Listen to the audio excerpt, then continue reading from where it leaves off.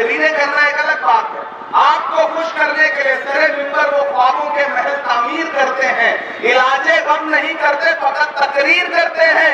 हम सिर्फ तकरीरें नहीं करेंगे, हम जानते हैं कि सरकार के होने का मतलब क्या होता है।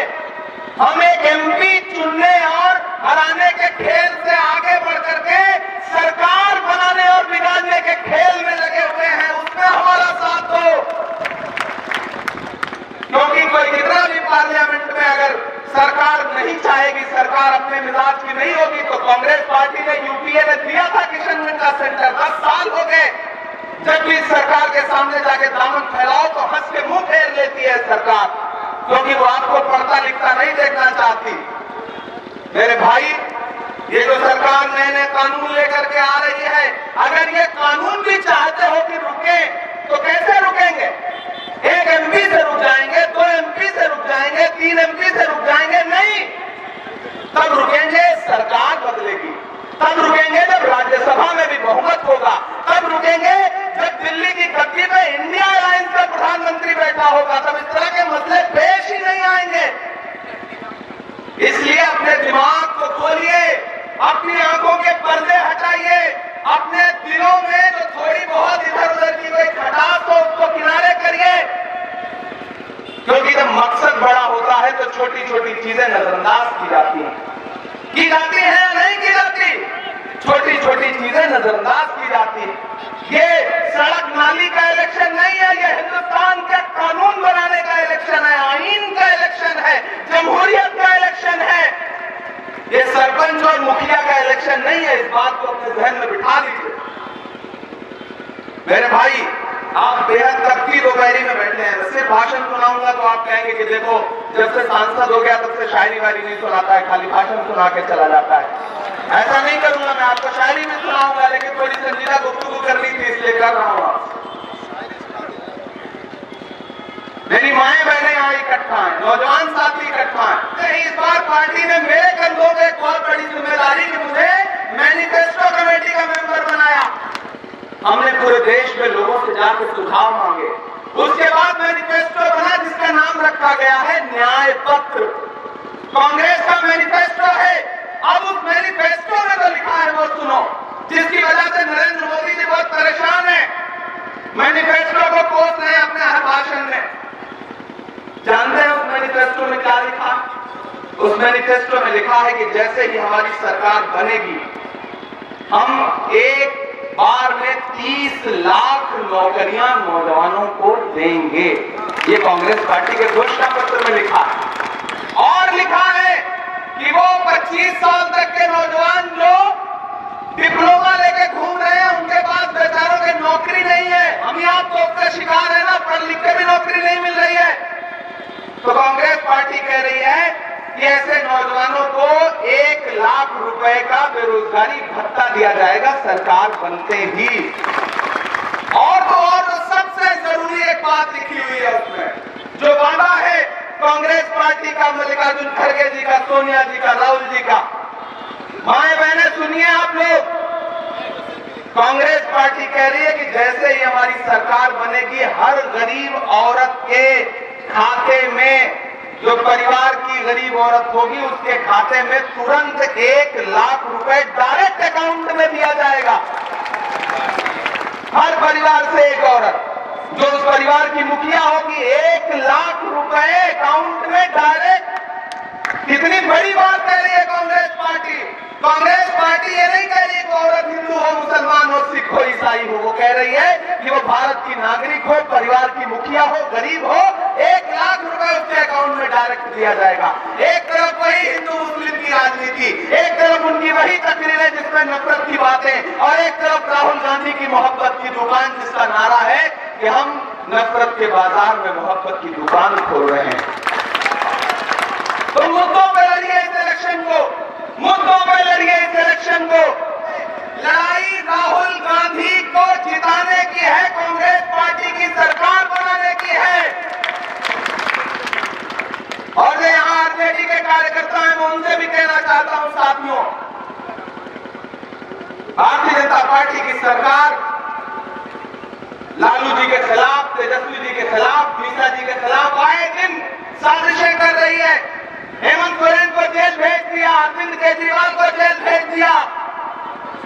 ऐसे में ये इलेक्शन इस बात का भी इलेक्शन है कि आने वाले दिनों में पिछड़े समाज के जो बड़े नेता हैं वो सुरखुरू समाज के बीच में रहेंगे या सरकार साजिश करके उनको भी जेल भेजेगी।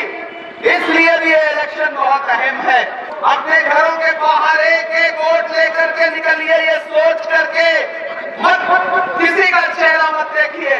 बस एक बात याद रखिए कि डॉक्टर बाबा साहब अम्बेडकर का संविधान बचाना है, मौलाना आजाद, पंडित नेहरू और महात्मा गांधी की लाई हुई जमहूरियत बचानी है। इसके लिए अपने घरों से बाहर निकलिए। प्रधानमंत्री जो घूम घूम के झूठ बोल रहे हैं वो काम नहीं आने जा रहा है। मैं तो प्रधानमंत्री जी से कहना चाहता हूं कि गमों की धूप में भी मुस्कुरा कर चलना पड़ता है।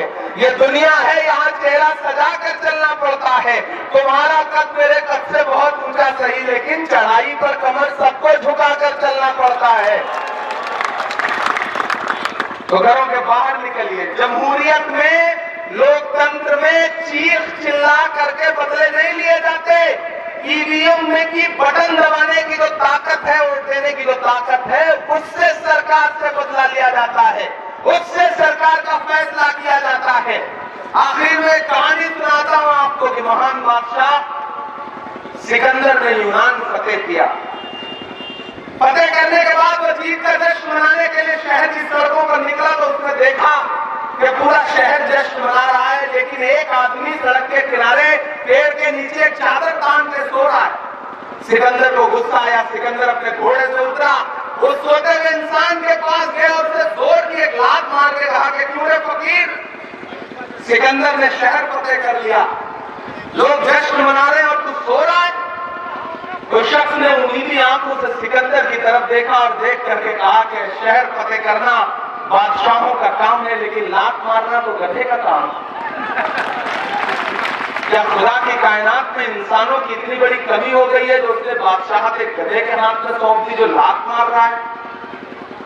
लात तो हमको आपको भी पड़ी है ना। 2014 में महंगाई की लात पड़ी, फिर नोटबंदी की लात पड़ी, फिर जीएसटी की लात पड़ी, फिर नफरत की सबसे ज्यादा लात पड़ी हम सब पर। और अब तो इलेक्टोरल बॉन्ड का जो घोटाला देश के सामने आया है वो तो कमाल ही है कि चंदा दो धंधा लो। ऐसे में मेरे भाई, मेरे अपनों, ये पटना में घेरेंगे, हम लोग दिल्ली में घेरेंगे, मिलजुल करके आपके लिए लड़ेंगे। मैं पिछली बार आया था इराक भाई के लिए, आपने ये जिताया था। अब मैं आपसे गुजारिश करने आया हूं कि डॉक्टर जावेद साहब को जिताइए। डॉक्टर जावेद साहब का कद कांग्रेस पार्टी में बहुत बड़ा है, और बड़ा इसलिए नहीं है कि ये बड़े इंसान है, बड़ा इसलिए है क्योंकि किशनगंज के लोग इन पर भरोसा करते हैं, इन्हें चुनते हैं। और बस एक मेरी बात याद रखना, जो दरख्त तो अपने हाथ से लगाया जाता है उसको काटा नहीं जाता है। तो इस दरख्त को लगा करके, पानी दे करके आपने इस लायक बनाया कि अब ये फल देने लायक हुए हैं। तो कहीं दूर से आए हुए किसी इंसान के बहकावे में, किसी साजिश में आकर के अपने हाथ से लगाए हुए अपने दरख्तों को काट दोगे तो आने वाले दिनों में साये को तरस जाओगे। इस बात को संजीदगी से दिल में बिठा लेना, क्योंकि ये इलेक्शन वाकई बहुत अहम इलेक्शन है। भाजपा गरीबी नहीं खत्म करना चाहती, बेरोजगारी नहीं खत्म करना चाहती, देश में नफरत का माहौल नहीं बदलना चाहती, संविधान बदलना चाहती है। क्यों बदलना चाहती है? ताकि आरक्षण खत्म किया जा सके, ताकि आपके हुकूक खत्म किए जा सके। इसलिए कुछ भी सोचना बंद करिए। ये इलेक्शन लोकल मुद्दों का इलेक्शन नहीं है, ये इलेक्शन नाली सड़क खड़ंजे का इलेक्शन नहीं है।